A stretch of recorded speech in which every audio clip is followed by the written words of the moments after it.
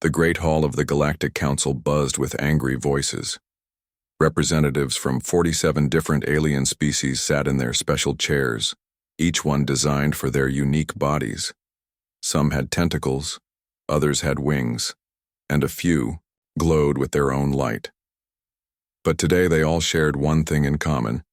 They were very upset with the humans. Captain Jake Collins stood in the center of the room. He wore his blue uniform with pride, even though he knew this would be the last time he wore it as a member of the galactic community.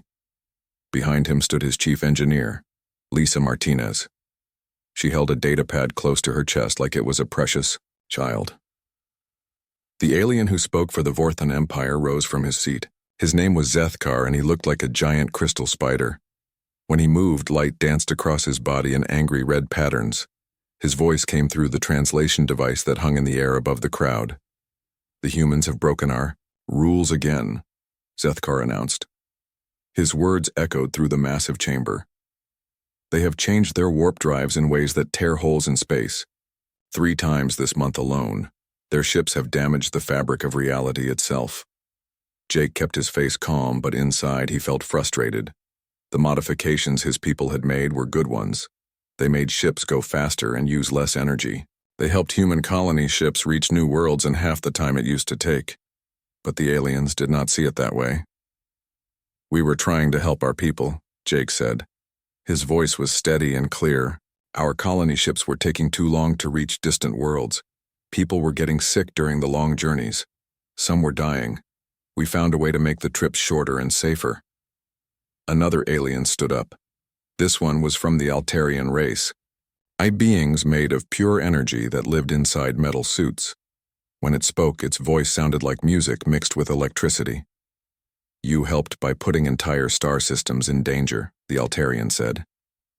"Your people do not follow the rules that keep everyone safe. You change things without asking. You experiment without permission. This has been going on for decades." Lisa stepped forward. Her dark eyes flashed with anger. "Our improvements worked," she said. "We made warp drives 30% more efficient. We solved problems that have existed for centuries. Instead of thanking us, you want to punish us." The council speaker was a being that looked like a giant flower with too many eyes. It raised one of its petal arms for silence. "The vote will begin now," it announced. Jake watched as the voting began. One by one, each species cast their decision. Red lights appeared on the big screen above them. Red meant no. No more chances for humanity. The lights came fast, one after another. Red, red, red. When it was over, 46 species had voted against humanity.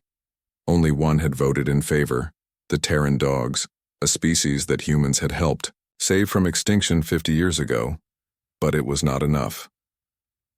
"The decision is final," the council speaker announced. "Humanity will surrender all warp drive technology. You will not be allowed to use galactic trade routes. Your colonies will be cut off from each other and from Earth.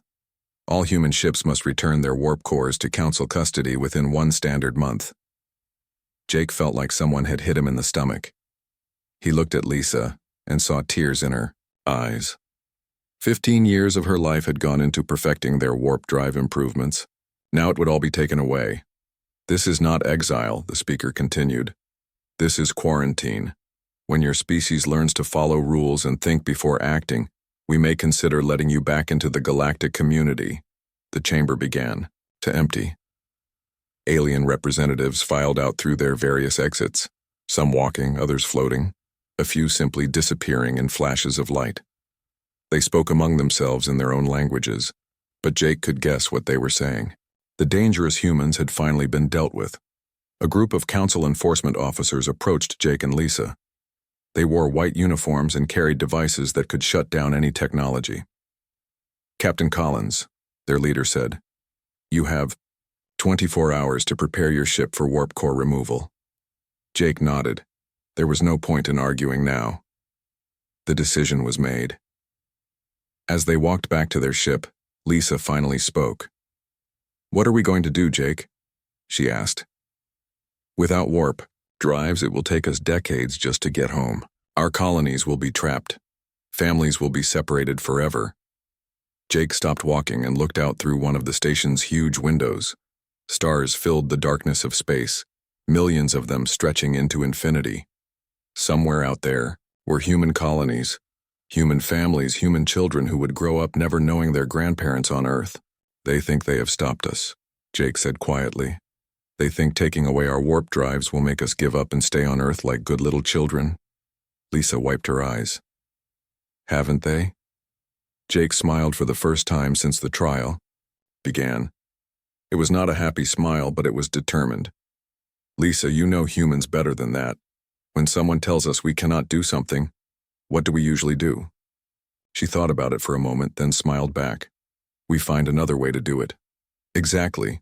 They are taking away our warp drives. Fine. But they never said we could not invent something better. As they reached their ship, Jake looked back at the council station one last time. In a month, no human would be allowed here. In a month, humanity would be alone among the stars, cut off from the rest of the galaxy. But Jake had a feeling that would not be the end of the story. It would be the beginning of something much bigger. 27 years had passed since the humans disappeared from galactic space. The galaxy had grown quiet in ways that many beings had not expected. Trade routes that once bustled with human merchant ships now carried only alien vessels. Exploration. Missions to the outer spiral arms proceeded without the reckless human volunteers who used to sign up for the most dangerous jobs. Commander Alex Rodriguez sat in his office aboard the Council Enforcement Station Vigilance. He stared at his computer screen, reading the same report he had been studying for the past 3 hours. The monthly monitoring report on human space showed exactly what all the previous reports had shown. Nothing. Alex rubbed his tired eyes. He had been assigned to watch over the human quarantine 5 years ago. His superiors had told him it would be an easy job. Just make sure they stay in their space, they said. Make sure they do not try to build new warp drives. But Alex had expected the humans to try something. His grandmother had served with human crews during the sector wars 40 years ago. She used to tell him stories about human stubbornness. They never give up, she would say. Tell a human something is impossible, and they will work twice as hard to prove you wrong. So where were they? Lieutenant Vera Thompson knocked on his door and entered. She was one of the few humans still serving in council forces. Her family had been living on Altair Prime when the quarantine began, so she had been allowed to stay. Most days, Alex forgot she was human. She followed orders, filed reports on time, and never caused trouble. Sir, Vera said, placing a data pad on his desk. The latest sensor readings from the quarantine perimeter. Alex picked up the pad and scrolled through the information. Automated probes stationed around human space had been scanning for any signs of warp drive technology for 27 years. The readings were always the same. Normal space traffic using chemical rockets and ion drives. Slow, primitive technology that would take decades to travel between star systems. Still nothing? Alex asked. Nothing, sir. No warp signatures, no experimental energy readings, no attempts to breach the quarantine perimeter. The probes detect normal colony ship traffic, but everything moves at sublight speeds. Alex frowned. This compliance felt wrong. During the quarantine, hearings human representatives had argued and protested. They had demanded appeals and filed complaints. Then, after the final vote, they had simply gone home and stayed there. Vera, Alex said, your people do not usually give up this easily, do they? Vera looked uncomfortable. She rarely talked about being human. No, sir, she said quietly. We do not. Then what are they doing? Before Vera could answer, Alex's computer chimed with an incoming message.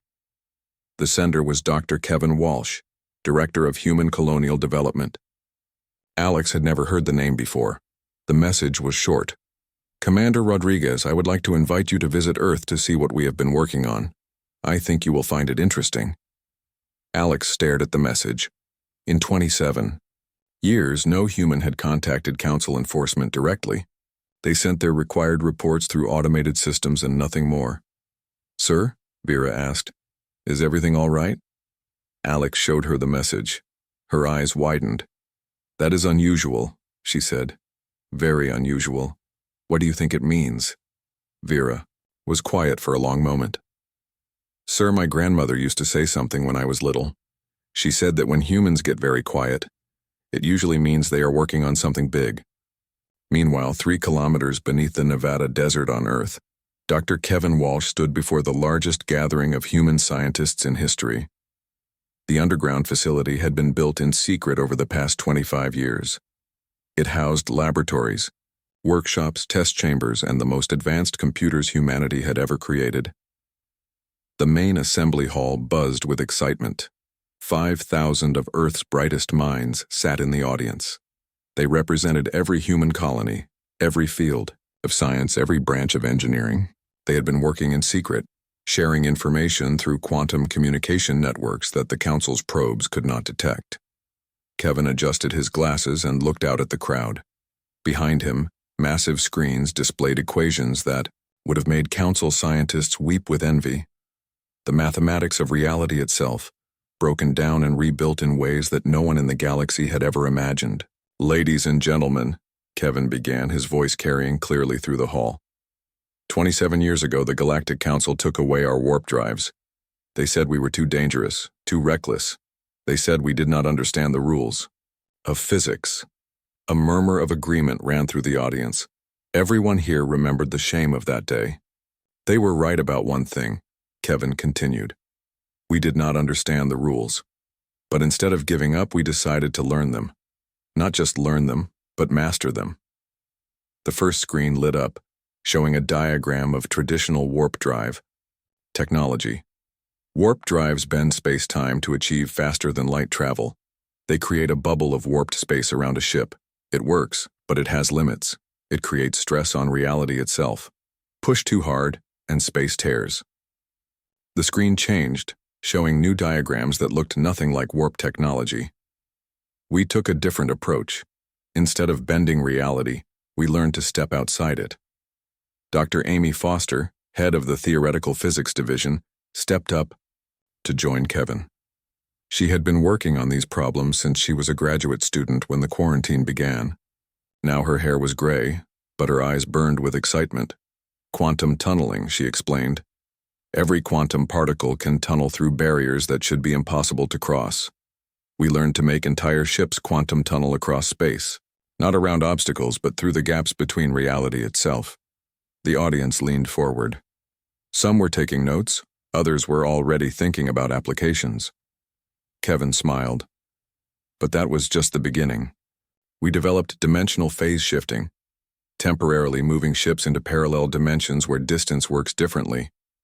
We created reality anchor systems that prevent the space tears that made our old modifications dangerous. We built computers that think at quantum speeds and calculate shortcuts through the universe itself. A hand rose in the audience. Dr. Paul Henderson from the Mars colony asked, "How fast?" Amy grinned. "How fast do you want to go? Our test ships have crossed the galaxy in 3 days. Not 3 months, not 3 weeks. 3 days. The hall erupted, in cheers. Scientists hugged each other. Engineers wiped tears from their eyes. For 27 years they had worked toward this moment. Kevin raised his hand for quiet. The Council locked away our warp drives because they said we were dangerous. They wanted to protect the galaxy from human recklessness. He paused, looking out at the brilliant minds before him. I think it is time to show them what human intelligence can really do. The first sign that something had changed came from the Kepler 442 system, far on the edge of Council space.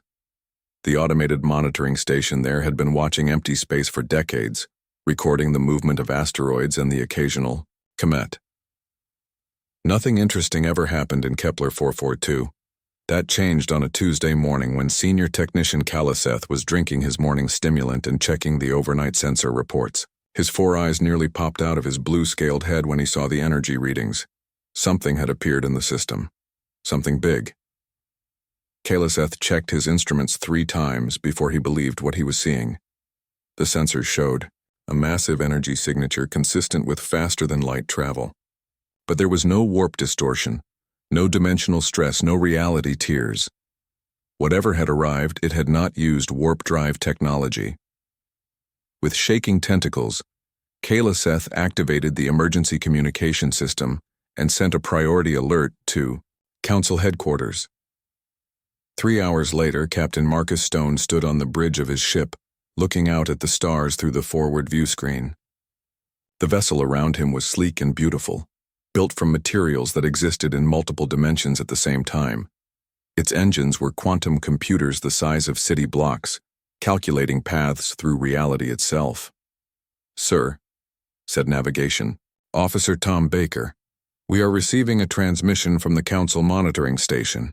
Marcus smiled. He had been expecting this. "Put it through, Tom." The voice that came through the speakers was high-pitched and nervous. "Unknown vessel. This is Kepler Station 1. You are in violation of quarantine protocols. Identify yourself, immediately." Marcus walked to his command chair and pressed the communication button. "Kepler Station, this is Captain Marcus Stone of the Earth vessel New Horizon. We request permission to deliver a message to the Galactic Council." There was a long pause, then, "Earth vessel, that is impossible. Humans do not have access to faster-than-light travel. Your warp drives were confiscated 27 years ago." "That is correct," Marcus replied calmly. "We are no longer using warp technology. We have developed alternative methods of space travel." Another pause, even longer this time. "What alternative methods?" Tom Baker looked at his captain and grinned. Marcus shrugged. "Should I tell them about the quantum tunneling, Tom? Let's keep it simple for now, sir." Marcus keyed the communicator again. "Kepler Station, we prefer not to discuss technical details over open channels. We are here to request a formal audience with the Galactic Council. We have important information to share." Within 6 hours, the Kepler system was swarming with Council ships. Admiral Helen Carter commanded the response fleet from her flagship, the Determined Justice. She was a Tyrellian, a species that looked like humans except for their golden skin and silver eyes. She had always respected humanity, which made her current assignment both easier and harder. "Scan that ship," Helen ordered her science officer. "I want to know everything about it." The scans began immediately. What they found made no sense according to known physics. The human ship's hull was composed of materials that somehow existed in multiple dimensions simultaneously. Its power source generated more energy than a small star, but produced no waste heat and no dangerous radiation. Most puzzling of all, the ship seemed to be constantly shifting between different quantum states. One moment it was solid matter, the next it was a probability cloud, then it was something that their sensors could not even classify. "How is this possible?" Helen whispered. Her science officer, a brilliant Vorthon named Clicktar, was frantically running calculations. His crystal body was flashing through colors at an amazing speed, a sign of deep concentration. "Admiral," he said finally, "according to our understanding of physics, this ship cannot exist." "But it does exist. We can see it." "Yes, which means our understanding of physics is incomplete." On the human ship, Marcus was enjoying the situation. His sensor operator, Lieutenant Sarah Kim, was monitoring the Council fleet's scanning attempts. "Captain," she reported, "they are trying very hard to figure out how we work." "Let them scan," Marcus said. "We have nothing to hide. In fact, the more they learn, the more impressed they will be." The breakthrough came when Clicktar noticed something in the quantum signatures. "Admiral," he said, "I think I understand part of what they are doing.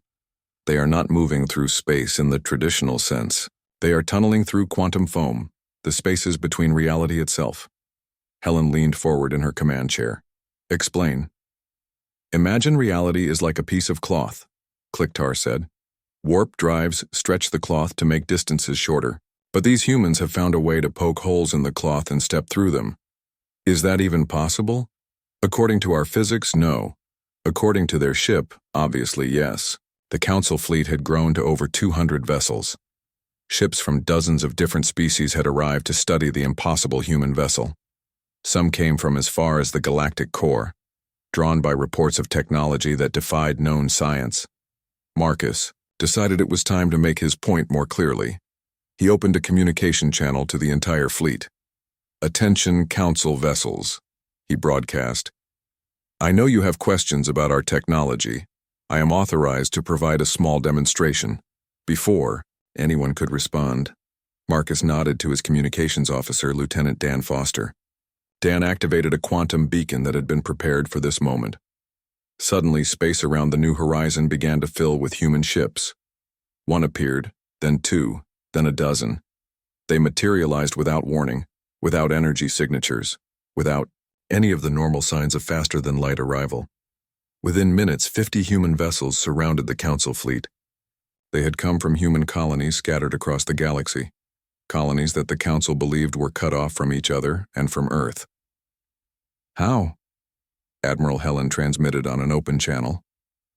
Your colonies were isolated. It should take decades to travel between them using conventional drives. Marcus smiled. Admiral, we have not used conventional drives in 25 years. These ships came from colonies in the Andromeda Spiral Arm, from research stations orbiting neutron stars, from mining operations near the galactic core. They made the journey here in less than 4 hours. The Council fleet was in chaos. Commanders were shouting orders, scientists were demanding explanations, and politicians were calling emergency sessions.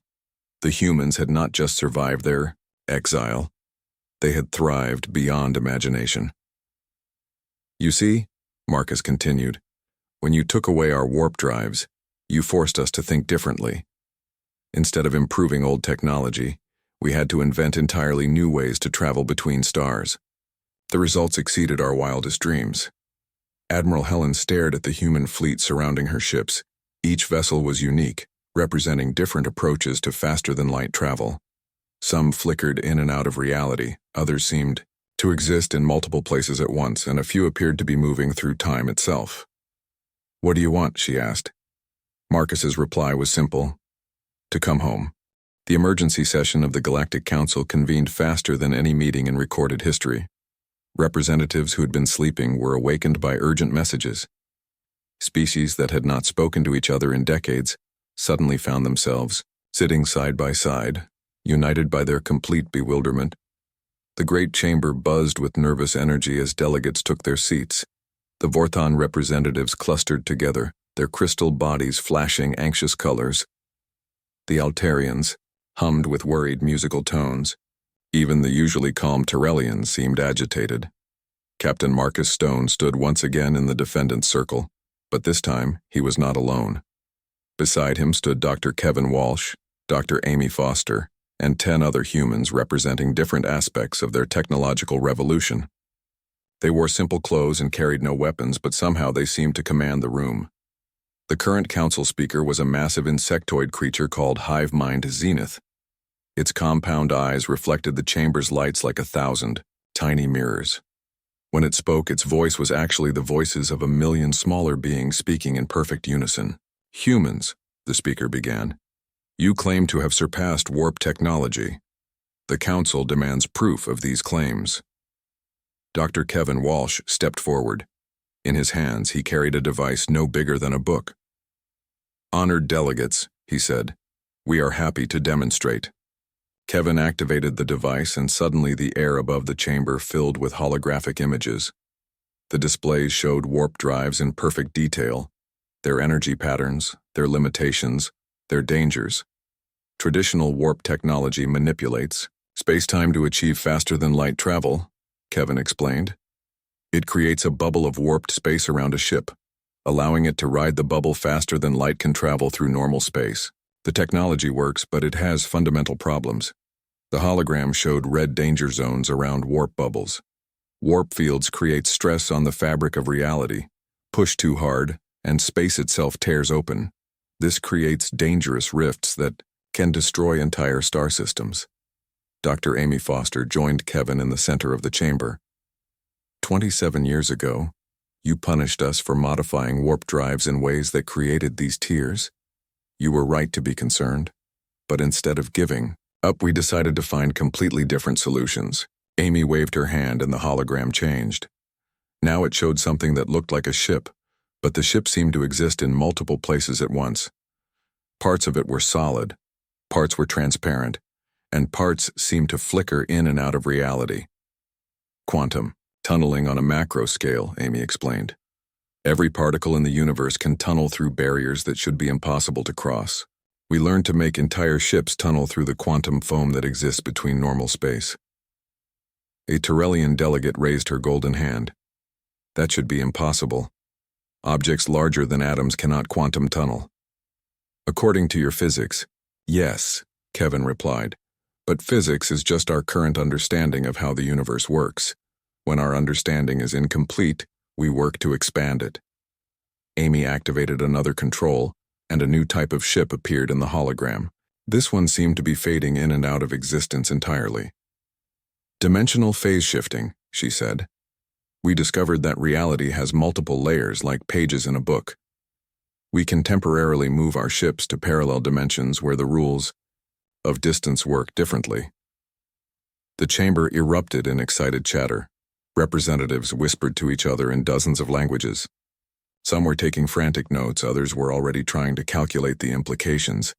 But Marcus was not finished with his demonstration.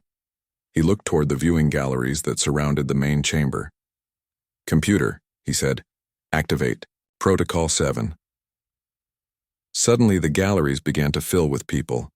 Humans appeared in the seats, materializing without any warning or energy discharge. Men, women, and children wearing the uniforms of different colonies, different research stations, different exploration teams. The council delegates gasped. These were not holograms. These were real people, transported instantly across impossible distances. Representatives from 30 human colonies, Marcus announced calmly. They have traveled here from worlds scattered across the galaxy. The journey took less than 10 minutes. The chamber speaker's compound eyes reflected shock and confusion. This violates the quarantine. These colonies were isolated. They should not be able to communicate with each other, let alone travel between worlds. A young woman in the gallery stood up. Her name was Captain Lisa Rodriguez, and she commanded the colony ship New Hope. Honored speaker, she said, we were never really isolated. On the day the quarantine began, we started building quantum communication networks. We have been working together for 27 years. An elderly man joined her.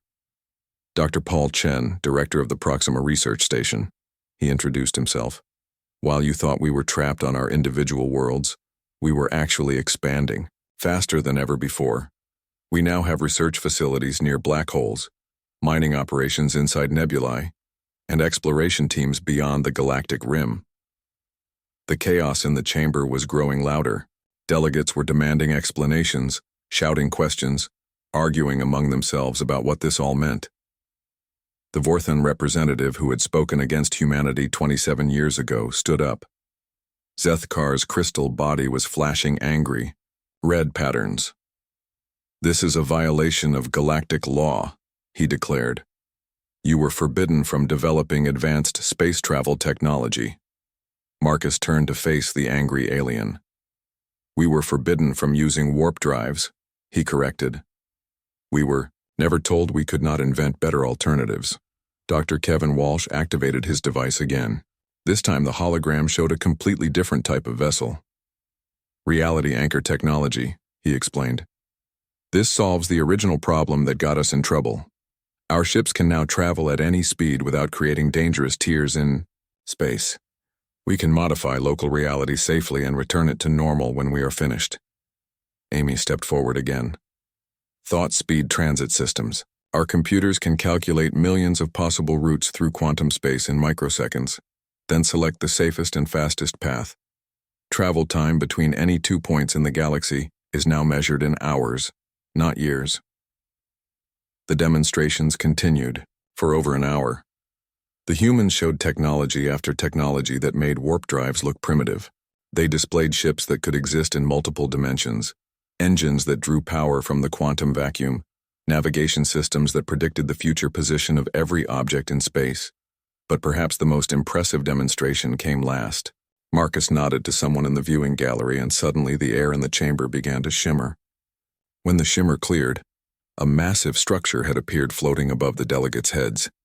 It was a space station unlike anything the Council had ever seen. It was built from the same multi-dimensional materials as the human ships, but it was enormous. easily the size of a small moon. Gardens and laboratories were visible through transparent sections of the hull. New Geneva Station, Marcus announced, our mobile research facility. It has been observing this meeting from a parallel dimension. We thought you might like to see it. The station faded away as quickly as it had appeared, leaving the chamber in stunned silence. Finally, the chamber speaker found its voice again. What do you want from the council? Marcus smiled. The same thing we wanted 27 years ago, to be part of the galactic community, to share our knowledge and learn from others, to explore the universe together instead of alone. He paused and looked around the chamber at the shocked faces of the alien delegates. The only difference is that now we are asking as equals, not as students. The closed-door negotiations that followed lasted for 3 weeks. In committee rooms throughout the council station, human scientists worked alongside alien researchers to explain technologies that challenged everything the galaxy thought it knew about physics. Admiral Helen Carter found herself assigned to work directly with Dr. Kevin Walsh on what the council was calling the most important scientific collaboration in galactic history. They were trying to solve a crisis that had been growing in the Andromeda Communication Array for over 50 years. The array was a massive network of quantum transmitters that allowed instant communication across the galaxy. But recently, dangerous instabilities had been appearing in the quantum fields. Space around the transmitters was becoming unpredictable, threatening to cut off communication between distant worlds. Show me the problem again, Kevin said, studying the holographic display in their shared laboratory. Helen activated the controls and the display lit up with swirling patterns of energy. These quantum storms have been getting worse for decades, she explained. Our best scientists say the entire array could collapse within the next 5 years. Kevin studied the patterns for a long moment. I see the problem, he said finally. Your quantum transmitters are fighting against the natural quantum foam of space. They are trying to force stable communication channels through an inherently unstable medium. Can you fix it? Kevin smiled. Better than that. We can improve it. He pulled out one of the small devices that all the human scientists seemed to carry. When he activated it, new patterns appeared in the holographic display. Patterns that showed the quantum storms settling into stable configurations. Reality anchor technology, Kevin explained. Instead of fighting against quantum instability, we work with it. We use the natural fluctuations to strengthen our communication channels rather than weaken them. Helen stared at the display in amazement. This would not only stop the storms, it would make the entire array more efficient. About 40 times more efficient according to my calculations. You would be able to communicate instantly with galaxies outside the local group. Helen was quiet for a long moment. Your people could have held this over us, she said finally. You could have demanded concessions, forced us to negotiate from a position of weakness. Kevin looked genuinely puzzled. Why would we do that? The galaxy is big enough for everyone. Besides, we learned something important during our exile. What was that? Innovation happens fastest when you have to solve problems yourself, but knowledge spreads fastest when you share solutions with others. Similar conversations were happening in laboratories throughout the station. Dr. Amy Foster was working with a team of Vorthan scientists to solve the problem of stellar engineering, safely moving and modifying stars to create better solar systems. Her dimensional phase-shifting technology allowed them to work on stellar cores without disrupting planetary orbits. Lieutenant Tom Baker found himself teaching navigation techniques to pilots from a dozen different species. His quantum tunneling methods could reduce travel times throughout the galaxy by factors of hundreds. But the real breakthrough came when Dr. Sarah Kim demonstrated something the humans called collaborative consciousness networking. Her technology allowed different species to share knowledge directly, mind to mind, without the barriers created by different ways of thinking. Imagine, Sarah explained to a mixed group of alien scientists, if a Vorthan crystal mind could directly share mathematical concepts with an Altarian energy being, and both could collaborate with a Tyrellian biological brain in real time. The problems we could solve together would be incredible. The implications were staggering. Species that had been unable to communicate effectively for millennia could suddenly work together, as if they shared the same mind. The final council session was unlike any in galactic history. Instead of debate about punishment or restriction, the entire discussion focused on collaboration and exploration. The humans presented something they called the Collaborative Research Initiative. They would share all of their breakthrough technologies freely with any species that wanted to learn. In exchange, they asked for full participation in galactic affairs and the right to continue their research without arbitrary restrictions. The vote was much closer than it had been 27 years earlier. Some species were still nervous about human unpredictability. Others worried that sharing such advanced technology too quickly could be dangerous. But in the end, 32 species voted in favor, 14 voted against, and 1 abstained. The measure passed. Captain Jake Collins, now Admiral Collins and showing gray hair at his temples, stood on the observation deck of the new human embassy station. The facility orbited near the council station, but it existed partially in normal space and partially in parallel dimensions. Visitors often said it was the most beautiful structure they had ever seen. Beside him stood Chief Engineer Lisa Martinez, now Director of the Galactic Engineering Corps. Through the transparent walls, they watched ships from dozens of species testing new hybrid technologies that combined traditional warp drives with human quantum systems. "Look at that," Lisa said, pointing to a Vorthon exploration vessel that seemed to be flickering in and out of reality. Their crystal technology combined with our dimensional phasing, they can now explore inside gas giants without being crushed by the pressure. Jake smiled. "And that Altarian research ship over there is using reality anchors to study black holes safely. They can get closer to the event horizon than anyone thought possible." A new type of vessel passed by the observation deck. It was clearly human in design, but its hull was covered with Tyrellian bioorganic components and powered by Vorthon crystal matrices. The hybrid technology was beautiful and obviously very advanced. "The first truly collaborative starship," Lisa observed. "Built by humans, Tyrellians, and Vorthons working together. It can travel to other galaxies and return in the same day." Jake watched the ship disappear into quantum tunnel space, ready to explore regions of the universe that had been unreachable just months before. "Think they learned their lesson?" he asked. Lisa considered the question carefully. "I think we all did. They learned that trying to cage human curiosity just makes us more creative, and we learned that the best innovations come from cooperation, not isolation." In the distance, a massive Council exploration fleet was preparing to depart on humanity's first official galactic survey mission in 27 years. The fleet included vessels from every member species, all equipped with hybrid technologies that would have been impossible without human innovations. Admiral Jake Collins remembered his words from decades ago, when he had stood on another observation deck watching his people being exiled from galactic society. He had told Lisa that the aliens had no idea what they had just done. He had been right. By forcing humanity into isolation, the Council had created exactly what they had been trying to prevent. A species with technology so advanced that it changed the rules of the galaxy itself. But the result had been better than anyone could have imagined. Instead of using their advantages to dominate others, the humans had chosen to share. Instead of seeking revenge for their exile, they had offered partnership. The age of true galactic exploration was about to begin, and humanity would not be exploring alone. Jake smiled as he watched another hybrid vessel prepare for departure. The humans had been locked away from warp drives 27 years ago. They had returned with the keys to the entire universe.